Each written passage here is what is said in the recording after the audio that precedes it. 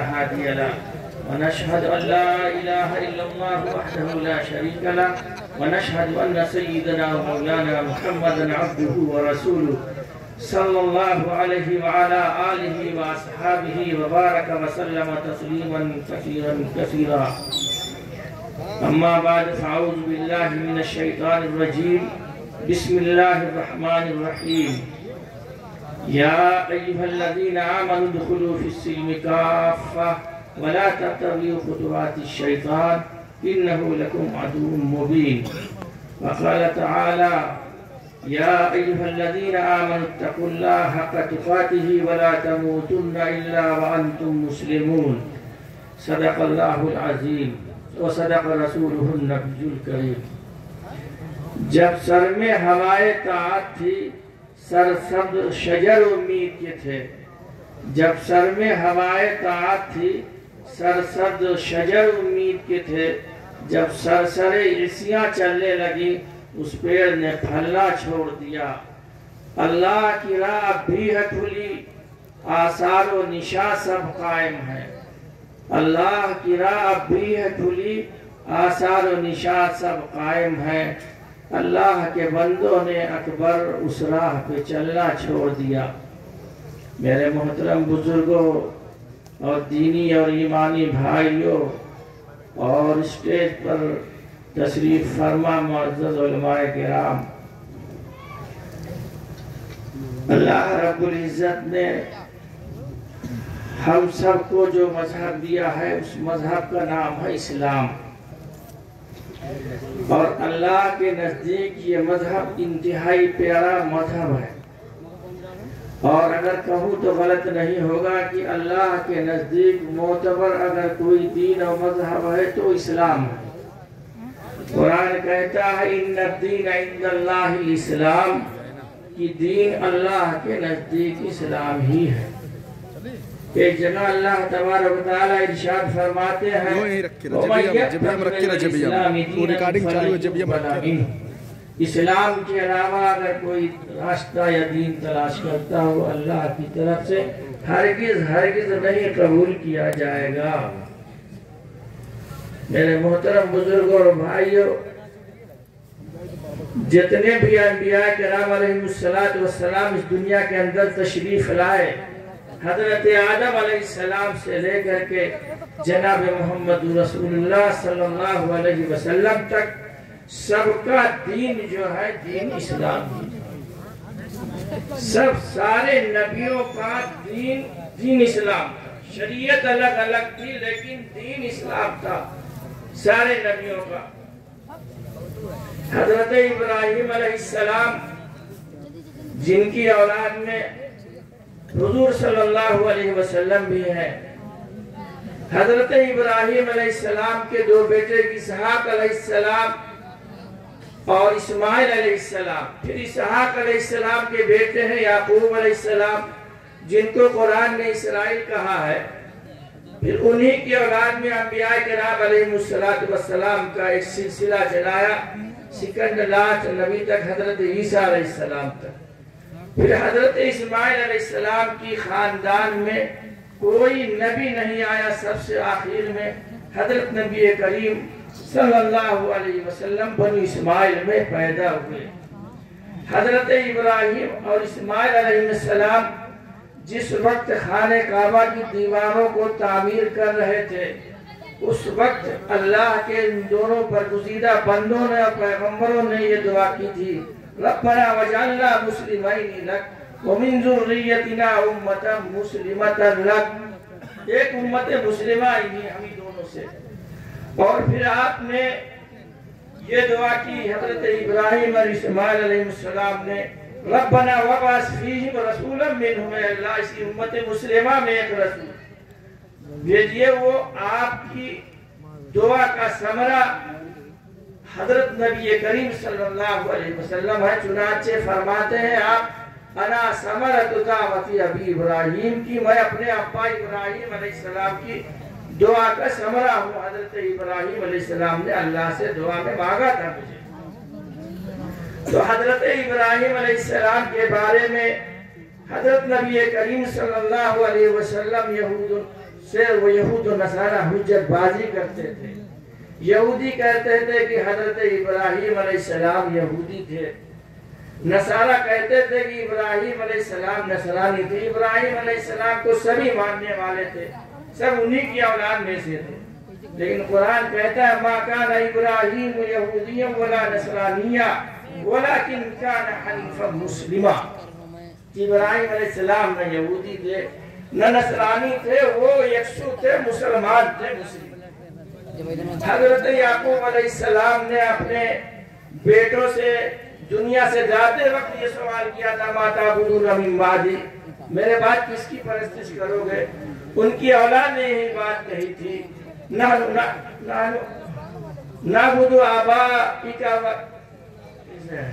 قالوا نعبد الہ آبائک ابراہیم و اسماعیل و اسحاق الہ واحد ونحن لہ مسلمون۔ ان لوگوں نے بھی یہی کہا تھا کہ ہم اللہ کے لیے مسلم ہیں۔ تو اسلام اللہ کے نزدیک اتنا محبوب و پسندیدہ ہے کہ اللہ کے نزدیک اس کائنات کے اندر سب سے برگزیدہ اور محبوب شخصیت حضور صلی اللہ علیہ وسلم کی ہے۔ اللہ تبارک تعالیٰ نے اسی اسلام کے لیے، اسی دین اسلام کے لیے اپنے چہیتے محبوب کو کتنی کتنی مشقتیں اور مصیبتیں جھلوائی۔ یہ اسلام جو ہے یہ ہم سب کا مذہب ہے، اور ہم بڑے فخر کے ساتھ کہتے ہیں کہ ہم مسلمان۔ اگر کہا جائے کسی بھی مسلمان سے کہ آپ مسلمان کہے کہ ہم مسلمان ہیں، اور پوچھا جائے نماز پڑھتے ہو؟ جی ہاں جمعہ پڑھتا ہوں، جیسے جمعہ پڑھ کے احسان اللہ کے اوپر لاد رہے، جمعہ پڑھتے ہیں، مسلمان۔ جبکہ حضرت نبی کریم صلی اللہ علیہ وسلم نے اسلام کی بنیاد 5 چیزوں پر بیان کی ہے، اور بنیاد ہی نہیں ہے، اس میں سے نماز بھی ہے۔ اس میں سے ایک بنیاد نماز، بغیر بنیاد کے عمارت کیسے ہوگی؟ اور ہم اپنے آپ کو مسلمان کہتے ہیں۔ اللہ تبارک تعالیٰ ہم سے یہ مطالبہ کر رہے ہیں کہ اسلام میں پورے داخل ہو، اسلام میں پورے داخل ہو، یہ اللہ تبارک تعالیٰ ہم سے مطالبہ کر رہے ہیں۔ اور اگر میں یہ کہوں تو غلط نہیں ہوگا، علماء بیٹھے ہوئے یا ایھا الذین آمنوا ادخلوا فی السلم کافۃ، اے وہ لوگ جو ایمان لے آئے زمانے گزشتہ میں، یعنی یہ پہلے مخاطب صحابہ کرام ہے، یہ بات صحابہ کرام سے کہی جا رہی ہے کہ اسلام میں پورے داخل ہو جاؤ، یہ صحابہ سے یہ بات کہی جا رہی ہے، اور صحابہ کے واسطے ہم لوگوں سے کہی جا رہی ہے۔ اب ہم اور آپ، ہم کسی کو کچھ نہیں کہتے، ہم آپ اپنا یہ جائزہ لیں، کیا واقعی ہم پورے اسلام میں داخل ہیں؟ حضرت نبی کریم صلی اللہ علیہ وسلم فرماتے ہیں احب للناس ما تحب لنفسک، احب للناس ما تحب لنفسک تکن مسلما۔ لوگوں کے لیے وہ چیز پسند کرو جو اپنے لیے پسند کرو، مسلمان ہو جاؤ۔ کیا ہمارا یہ حال ہے کہ جو چیز ہم اپنے لیے پسند کرتے ہیں دوسرے کے لیے؟ اللہ کے رسول صلی اللہ علیہ وسلم نے کہا لوگوں کے لیے، اس میں مسلمان کی قید نہیں۔ اگر ہم اپنے لیے ایمان و اسلام کو پسند کرتے ہیں تو کیا ہمارے وہ دوسرے بھائی جو ایمان اسلام سے دور ہیں ان کے لیے ایمان اسلام کو نہ پسند کریں؟ یہ حضور صلی اللہ علیہ وسلم فرماتے ہیں کہ لوگوں کے لیے وہ چیز پسند کرو جو اپنے لیے پسند کرو، تب مسلمان ہو گئے۔ ایک حدیث میں حضرت نبی کریم صلی اللہ علیہ وسلم نے فرمایا آیت المنافق ثلاث وَإِنْ سَامَ وَصَلَّ فَزَعِمَ أَنَّهُ مُسْلِمٌ۔ اپنے کو مسلمان سمجھ رہا ہے اور آپ فرما رہے ہیں کہ منافق کے علاوہ اذا حدث کذب، جب بات کرے تو جھوٹ بولے، وَإِذَا وَعَدَ أَخْلَفَ، جب وعدہ کرے تو اس کی خلاف ورزی کرے، وَإِذَا تُمِنَ خَانَ، جب امانت رکھی جائے تو خیانت کر جائے اس میں۔ تو بتائیے ہم مسلمان ہیں؟ آپ صلی اللہ علیہ وسلم تین مرتبہ قسم کھا کر یہ فرما رہے ہیں واللہ لا یؤمن واللہ لا یؤمن واللہ لا یؤمن، قسم خدا کی وہ مومن نہیں، قسم خدا کی وہ مومن نہیں، قسم خدا کی وہ مومن نہیں۔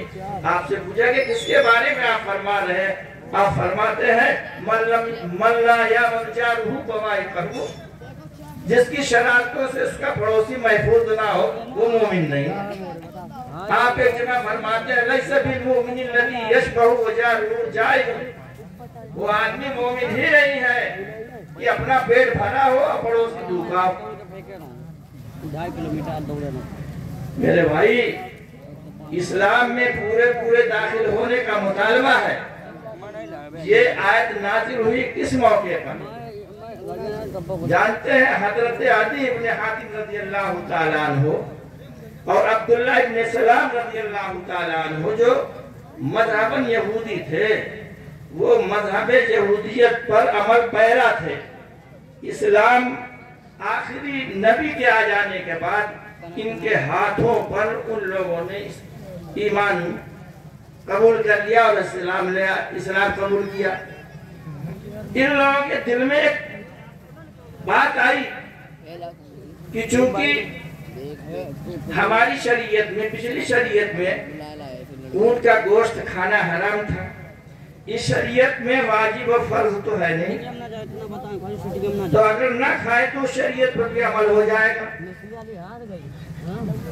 اور ایسے ہی سنیچر دن کی تعظیم ہماری شریعت میں واجب و ضروری تھی، اور اس آخری شریعت کے اندر سنیچر کے دن کی تحقیر اور بے عزتی یہ ضروری واجب تو ہے نہیں، تو سنیچر کے دن کی تعظیم بھی کریں اور ان کا گوشت بھی نہ کھائے تو شریعت پر بھی عمل ہو جائے گا اور شریعت پر بھی عمل ہو۔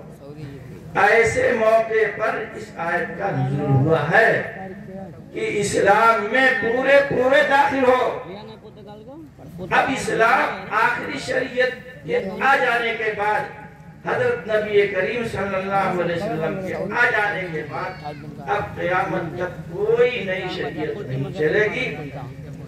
اب سوچئے اس آخری شریعت کے آنے کے بعد جب کسی دوسرے آسمانی شریعت اور مذہب کی گنجائش نہیں ہے، ایسی بات ہے وہ بھی نبی کی شریعت ہے، گنجائش نہیں ہے، تو اب بتائیے ہمارے لیے غیروں کے طریقے کے اختیار کرنے کی کیسے گنجائش ہو؟